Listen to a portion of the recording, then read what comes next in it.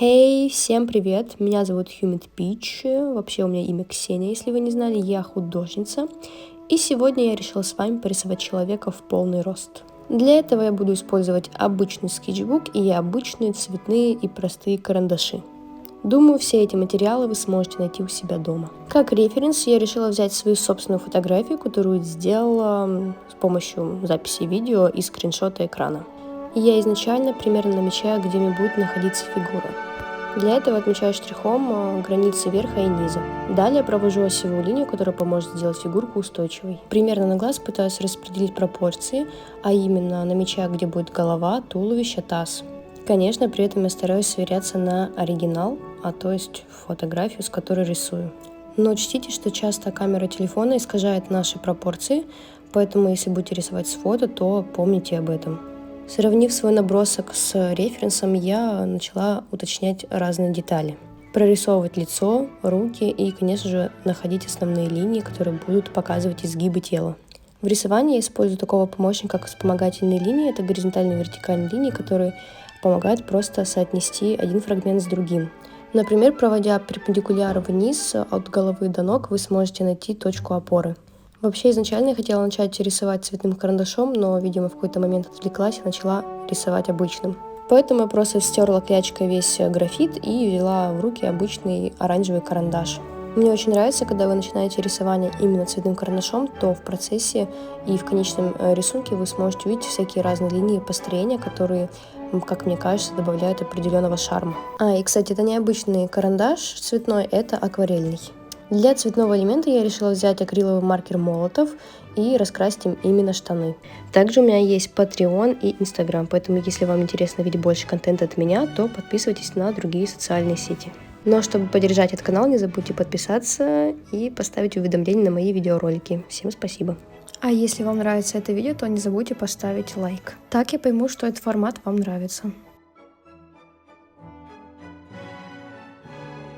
Я поняла, что этот цвет меня не устраивает, я решила поменять на какой-то лилово-светло-голубой оттенок и закрасить все, что наделала до этого. Почему-то я не смогла найти на крышечке никакого названия цвета, поэтому если вы знаете, где он располагается, то напишите, пожалуйста, в комментариях.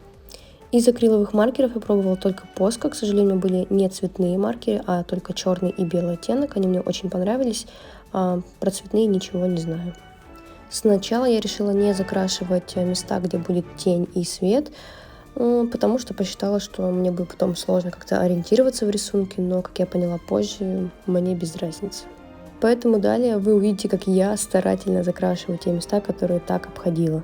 Мне также интересно, нравится ли вам подобный формат видео. Возможно, вы любите более вылизанные видеоролики без процессов, но я почему-то решила показать больше закадровых моментов, которые обычно не вставляю.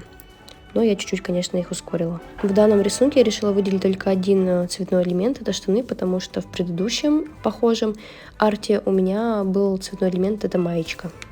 В конце ролика вы сможете увидеть первый арт, который я делала также в похожей стилистике. Наконец-то, закрасив штаны, я решила приступать к небольшой штриховочке мест, где будут тени, чтобы показать небольшую рельефность и чтобы тело не казалось плоским. Я постаралась не накладывать очень много штрихов и не делать очень плотный тон, потому что мне кажется достаточно пары линий, чтобы показать объемность фигуры в данной ситуации.